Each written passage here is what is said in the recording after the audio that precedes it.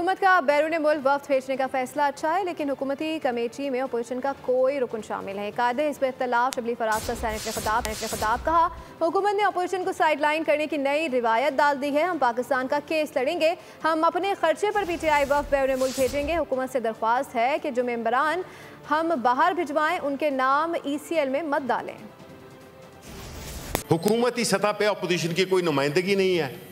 Opposition को यानी एक कौमी मसले पे बिल्कुल साइड लाइन कर दिया गया।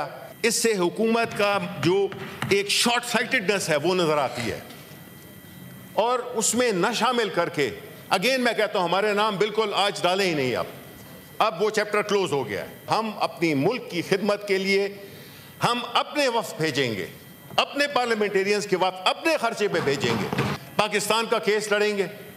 हम पाकिस्तान के मफादात का तहफ़्फ़ुज़ करने के लिए अपनी पार्टी के जो हमारे ओवरसीज चैप्टर्स हैं वो जाएंगे। सब्सक्राइब करें और बेल दबाएं ताकि कोई खबर रह न जाए।